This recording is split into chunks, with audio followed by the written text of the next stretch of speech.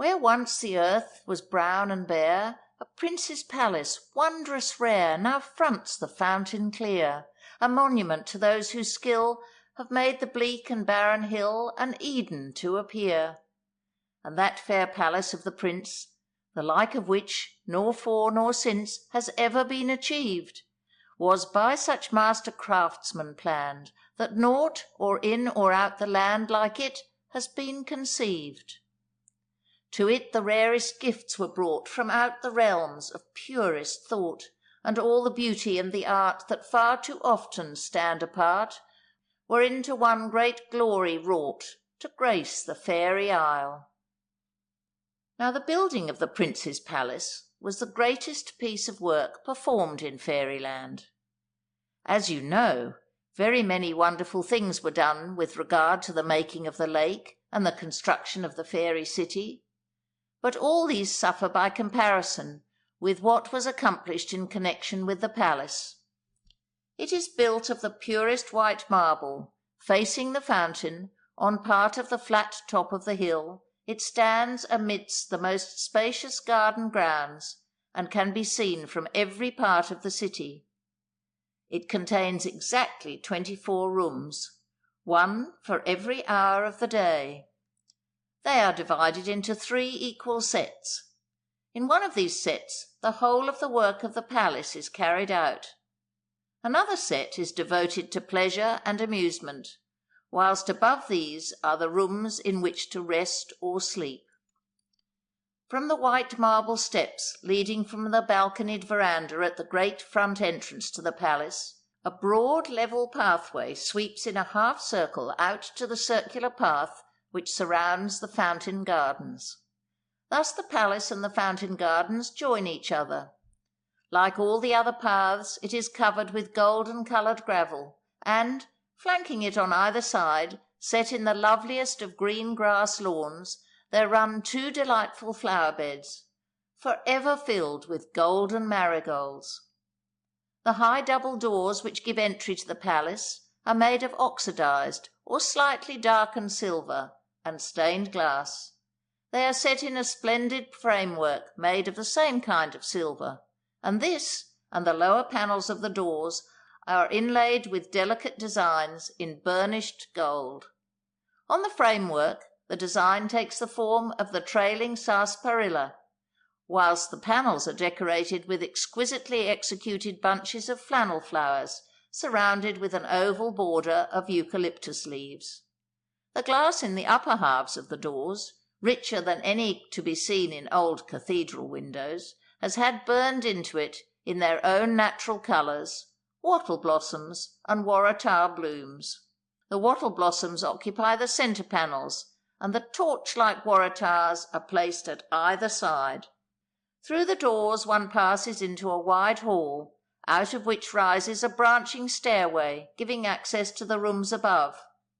The hall is paved with gorgeous tiles and lined with fiddleback blackwood. The hall seats are made of the same beautiful wood. On one side of the hall, framed in silver, there is a picture of a hive of bees, and on the other side, also in a silver frame, there is a picture of an ant-hill, both indicative of work or industry. But perhaps, before going further, you would like to know how the fairies make the lovely tiles which pave the hall. It is really rather interesting, and serves to show how very clever they are. Well, this is what they do. When the wind blows the petals from the flowers, as it does every day, the fairies at night time go and collect them. They at once dip them into a mixture made of an extract of black ants' milk, clear honey, and morning dew. How they make it has never been found out, but it has a truly surprising effect in preserving both the shape and colours of the petals. They then put them into moulds the size and shape of the tiles they propose to make, press them very tightly together, and lightly brushing the face of each tile so made with a little more of the mixture in order to cover it with a kind of glaze, set them up in the sunlight to dry. The drying finished, they put them through some kind of electrical treatment to make them hard, and they are then almost ready for use. Before putting them in place, however, by a secret process quite impossible to discover, they make the actual outline of the flower itself to appear through the glaze, and, more bewildering still, they cause the perfume of whatever flower petals have been used to come back to them. They are thus enabled to faintly scent a room or hall with whatever pleasant odour they like to choose. The result of which is, that knowing the particular flower that one loves best, they can pay him or her a most delicate compliment, by simply introducing the perfumes of his or her favourite flower to the house or rooms he or she is to occupy. As it happens, the flowers used in the making of the hall floor tiles were wattle blossoms. They were selected, partly because of the sunny effect to be obtained from their golden colour, and partly because Prince Waratha, who by this time had seen Princess Wattle Blossom and fallen in love with her, had made up his mind that some day she should be his wife. How he first came to visit the father of the lovely princess, and the manner of his going, are now a matter of tradition, but at the time the journey took place, it was looked upon as an almost miraculous performance. As you will remember, when the prince first found the magic well, he was on his way to visit the wattle fairies, who live in that part of Australia now called Victoria, but in consequence of his important and probably far-reaching discovery, he gave up his search for a wife, returned to his father, King Eucalyptus, and sought and obtained permission to undertake the building of a new fairy city round the magic well. When the city was finished, and the palace well on the way, he began to think that a palace without a princess would be a very poor thing indeed, and more or less useless. Quite naturally, therefore, his thoughts reverted to the wattle fairies, of whom he had heard it said that they were the most beautiful in all the world. The more he turned the matter over in his mind, the more he desired to make the visit upon which he had started so long ago. But there were difficulties in the way. To take an escort of sufficient strength to resist possible enemy attacks meant delaying the erection of the palace for quite a considerable length of time. In addition, his personal supervision would be lacking, and mistakes might occur. Pondering over these and other matters, there one day flashed into his mind a rather quaint idea. Without any loss of time, he sent for the engineer fairy, the one who had made the bamboo squares from which the water was sprayed when the desert fairies tried to fill the great trench with sand. And this is what he said: "Hail and greeting, O clever engineer!" And the engineer replied, "Hail, O prince, forever at your service." "Engineer," said the prince, "I would that I could take a voyage through the air, and being seized with an idea, I have a mind to discuss it with thee. Listen then, O engineer, and answer me in good time. As thou wert able to fill the hollow bamboo stalks with water, to the great undoing of our common enemy the desert fairies, canst thou not fill some others with air, and, having done so, construct me a carriage that might, like a bird, fly safely overhead?" As you may well believe, so unexpected a question could not be given an instant answer. It is doubtful indeed if the prince himself expected any other than he got. What the engineer fairy said in reply was, "Permit, O prince, thy servant time to think, and he will answer thee anon." "Granted, most worthy engineer," said the prince. "Not until thou thyself do broach this matter again shall it be named betwixt us twain." And the prince rose in sign of dismissal. When the engineer fairy had time to think over the things the prince had said to him, he was greatly pleased at having been called "most worthy engineer," and he set about his novel task with the greatest goodwill. Taking the hint given him by Prince Waratha, he got together a goodly number of bamboo stalks, most of them no thicker than a lady's little finger. Carefully removing the inside pith, he first inserted a bark cork into the open end, and then covered it with a seal. The seals he used were made of hard brown gum nuts, and in order that the bamboo tubes should be perfectly airtight, he dipped their ends into hot melted beeswax before screwing on the cap nuts. The effect was just the same as when hot paraffin wax is poured on top of a jar of newly made jam. Nothing could either get out or in. Having in this way effectually sealed one end, he then, by means of a little electrical bellows, proceeded to fill the tubes with air, so full that they were almost ready to burst. But before that could happen, he deftly slipped a bark cork into position, swiftly dipped the unsealed end into the hot melted beeswax, and, without losing an instant of time, rapidly screwed on the cap nut, thus sealing that end as closely as the other. As soon as a sufficient number of various lengths and sizes had been filled with air, they were put together in the shape of a chair, with a box beneath the seat. The chair was then upholstered, or covered with finely woven rushes over a padding of moss, thus making it a very comfortable one in which to sit. To make it easy to move, 4 little wheels were attached, and to protect the occupant from the rain or sun, a hood could be raised or lowered by simply moving a lever at the left side. This hood, as well as a rug to cover the knees, was made of spider webs as soft as a baby's hair. The late Queen Victoria had presented to her by the natives of India an exceedingly fine shawl made of the same kind of material. But the most curious thing about the chair was its 2 wings, one at either side. They were as large as the wings of an eagle, and of the same shape, and they were entirely covered with the soft green feathers of rosella parrots. As was seen later on, they could be folded back against the chair, or set at any angle desired, according to the way in which their controlling mechanism was turned. To the front of the chair 4 rings were affixed, but for what purpose was not made clear until they were about to be used.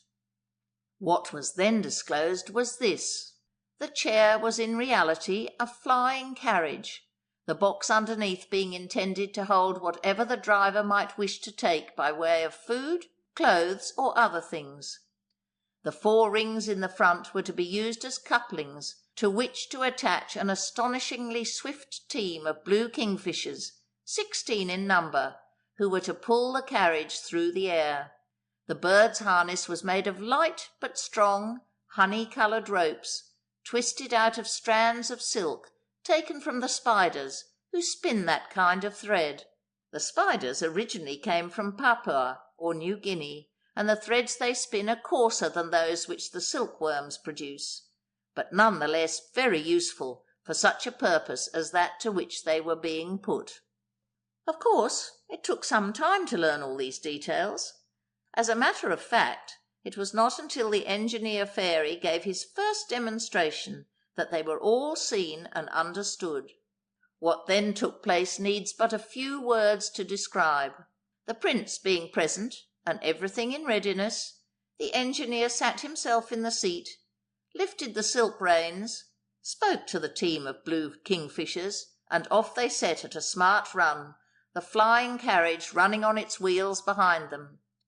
Presently they all rose as one bird into the air, and at the self-same moment the carriage also rose, and, with wings outspread, flashed behind the flying kingfishers, as perfectly balanced and as steady as a modern aeroplane. When in a little time the engineer fairy returned, he carefully explained to the prince all that was required to be done, and very respectfully suggested that he should try his hand.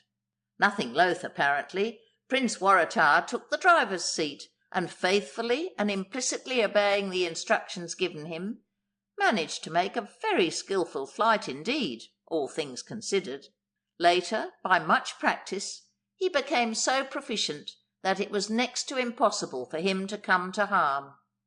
It was then that he set out, alone, to visit the wattle fairies, covering the distance in an extremely short space of time compared with what would have been necessary had he ridden on horseback, or walked. Maybe you can imagine the consternation and excitement among them the first time they descried him coming through the air. When first sighted, he was little more than a speck in the far distance. But all fairies have very keen eyesight, and watching intently, it was not very long before they could discern the brilliant blue plumage of the kingfishers, the flashing of their honey-coloured harness as the sunbeams touched it every now and then, and above all, the prince himself in the yellow flying carriage with the great green wings attached. No wonder they felt alarmed. It was enough to strike terror into the heart of anyone who had never seen such a strange and unusual sight before. And had it not been for the wisdom and calmness of their king, it is almost certain they would have fled helter-skelter from the scene.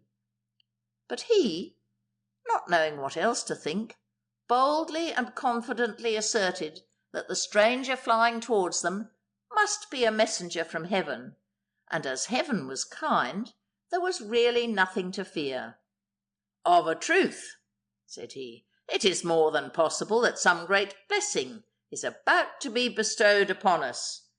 Let us therefore await God's messenger calmly and fearlessly, and in due time we shall learn whatever is his will."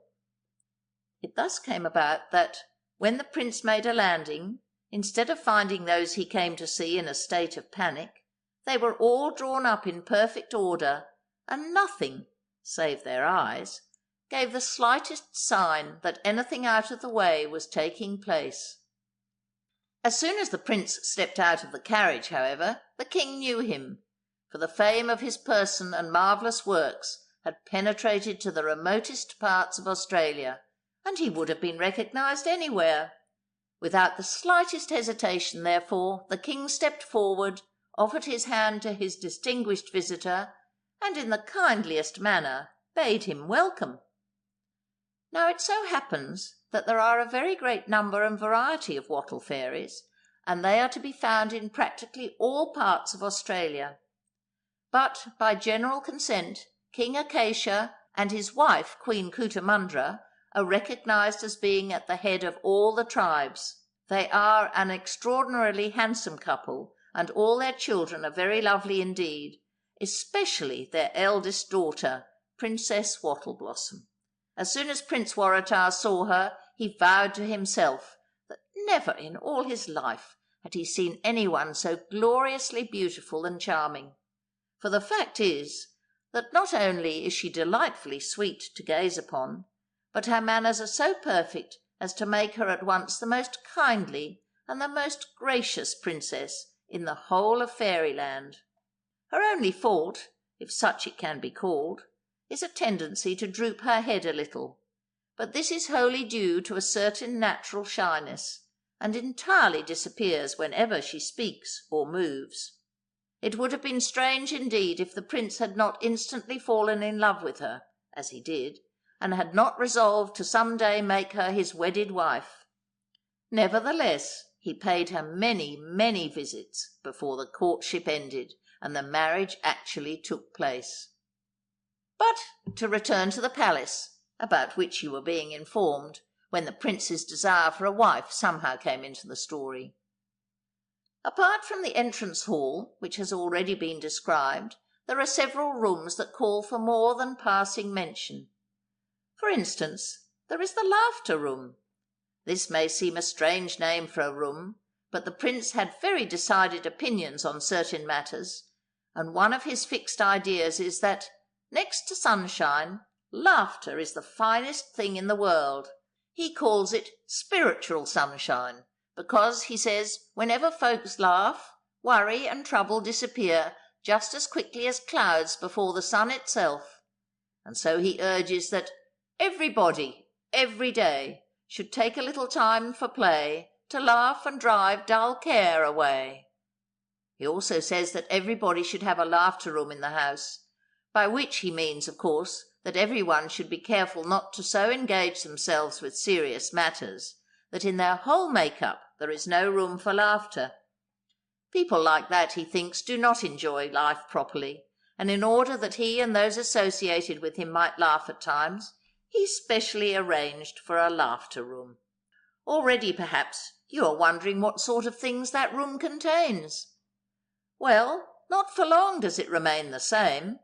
Changes are constantly taking place, for one cannot continually laugh at the same old joke. But to give you an idea of the kind of thing the prince thinks funny, here are several that have appeared in the room at one time or another. Number 1. A baby bear up in a gum tree has just started to nibble at a particularly tempting leaf when over the edge of it peeps a daddy-long-legged spider who says, "Excuse me, but I know something that you don't know." "What's that?" says the bear, but without letting go. "Why," replies Daddy-long-legs, "you're biting my foot." "Sorry," says the bear, letting go. "I hope I haven't sprained your ankle." And he laughs till the tears run down his face. Number 2. A fat little fairy boy, having fallen into the dust, picks himself up and stands crying great big teardrops that, as they run down his chest, look like the snakes that children make with treacle on nice white slices of bread. Sitting on a fence watching what is going on are 2 kookaburras, resting a little after having killed a big brown snake. When they see the funny little wrigglies running down the fairy boy's chest, they burst into such fits of laughter that they each, so to speak, have to hold their sides, with the result that they both fall off the fence head over heels into the dusty road. And then the boy laughs till he has to sit down. Number 3. Placed between the forked branches of a tree sits a bird's nest. In it are 3 little bare-headed baby birds, eyeing in puzzled astonishment a big fat grub that has fallen onto the edge of the nest from somewhere overhead, and is doubling away as fast as he can, saying as he goes, "Good-bye, dearies. I'm so glad I saw you, but don't wait for me for dinner. I've simply got to go home at once. And by the way, don't tell mother you saw me. It would make her feel sorry to think she missed me." Number 4. An old mother crow, all of whose children were as black as coal, was very jealous of the beauty of the lyrebird. Hearing one day that the stork was bringing a nice new baby to her hated rival, she placed around her neck a lyrebird's tail that she had stolen years before, and watched and waited for the stork to pass, hoping against hope that he would give her the baby lyrebird for herself. But when the stork came along he saw through the poor make-believe, and though he felt a little sorry for the crow, he instantly resolved to punish her for stealing the lyrebird's tail, as well as for trying to deceive him. So instead of passing by, he stopped and said, "Hello, crow, where did you get the feather stole?" And the silly crow excitedly answered, "Stole it? No, I don't mean that. It's not a stole at all, it's a ruff. But you shouldn't call me a crow. I'm a lyrebird, and I'm waiting for the nice new baby you've got in your basket." "Ho, ho," retorted the stork, "you're a lyrebird all right, but," he added, "I can't give you the lyrebird baby I've got in the basket, because it's promised to somebody else. But," said he, observing her disappointment, and with a humorous glint in his eye, "if you hatch out the egg I'll give you, you may get a surprise." Naturally enough, the old mother crow, finding herself unable to deceive the stork, and fairly burning with curiosity to find out what the surprise might be, took the egg and faithfully promised to sit on it until it was hatched out. And she kept her word too, sitting on it night and day, with a ruff round her neck in case she might get a young lyrebird. After a number of days she suddenly felt something move, and jumping off her nest in a state of great excitement, looked to see what she had got. To her intense mortification and disgust, she saw nothing in the nest but an ugly young iguana. She was so annoyed at the trick that had been played upon her that the tears sprang to her eyes, and she was just about to give vent to her outraged feelings in an angry squawk, when a number of yellow-crested cockatoos, sitting on a tree not far from her nest, seeing what had happened, laughed so loudly and derisively that the crow flew from the spot and was never seen again. The next of the palace rooms to call for attention is known as the music room. In it can be seen every instrument of fairy music that has ever been invented. And very odd some of them are too, though they are all capable of giving forth the most tuneful sounds imaginable.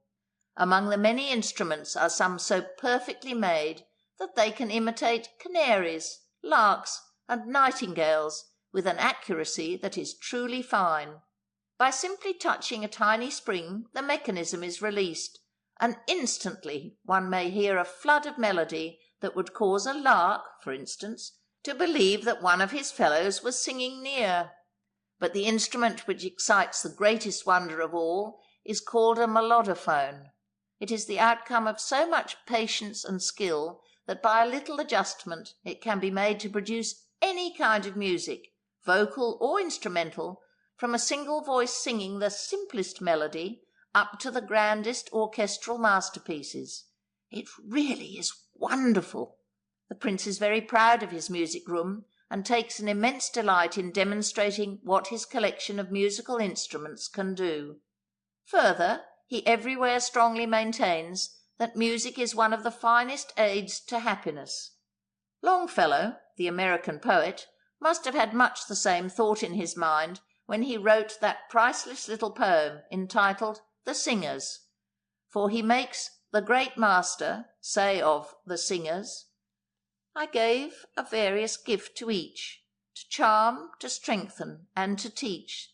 These are the three great chords of might, and he whose ear is tuned aright will hear no discord in the three, but the most perfect harmony." In like manner you will remember how the prince, in connection with a long, long march to the magic well, constantly encouraged his followers to sing the marching song he had written for them, and how it cheered and strengthened them. Even when they were almost ready to drop with fatigue, a little singing always seemed to take away the tired feeling and put them in good humour again. Applying the same idea to matters of greater importance, he says that music stirs folks to think fine thoughts, prevents them from thinking bad ones, and helps to make them happy. No happy person can possibly be wicked. It is the unhappy who say and do the vile things. Knowing this to be the case, he has very wisely ordered that at least 2 bands shall play for his people every day, one in the fountain gardens and one on the lake. In addition, seeing that all fairies are very fond of dancing, and that they always dance in circles, he has also provided for them a couple of fairy rings, where they may indulge in their favourite pastime as much and as often as they please. Lastly, there are 5 story-tellers who, although they once had very nice names, and you may be told them later on, were long, long ago called Touch, Taste, Sight, Smell, and Hearing, and every day they have such interesting tales to tell that no one who cares to hearken need ever be dull or depressed. So now you know why it is that all the prince's people are so entirely happy and contented.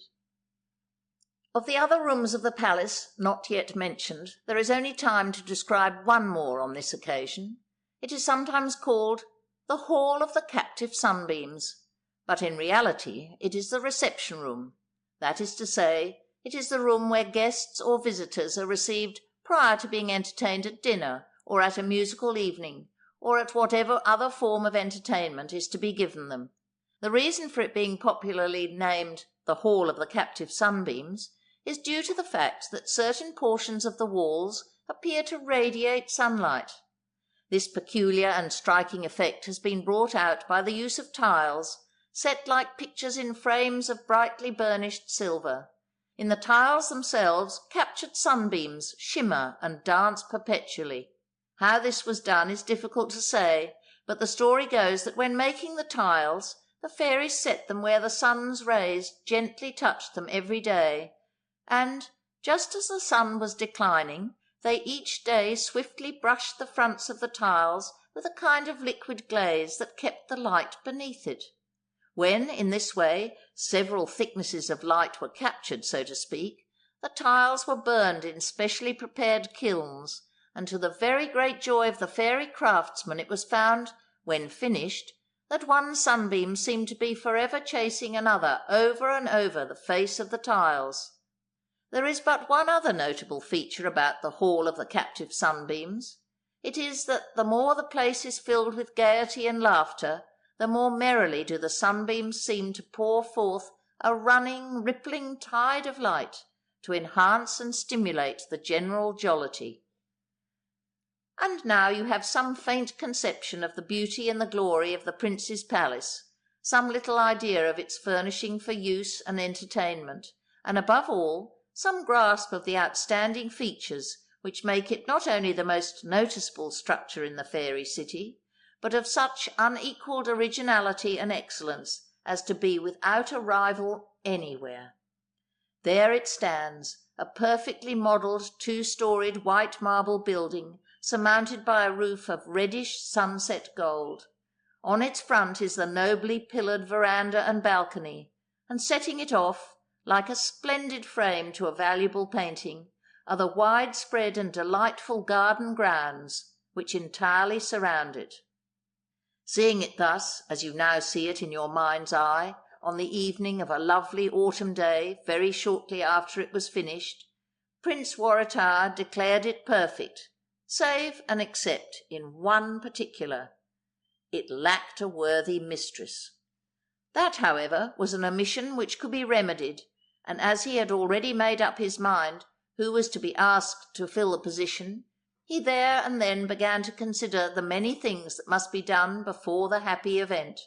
So commenced the long series of careful preparations which were to end in the most unique and entrancing experience of his life, his marriage to the Princess Wattle Blossom. Of that marriage, and of all that took place in connection with it, you shall be fully informed when time and circumstances permit. Meanwhile, please remember that in the prince's palace of 24 rooms, one for each hour of the day, some are for work, some are for pleasure, and some are for sleep. With you it is just the same.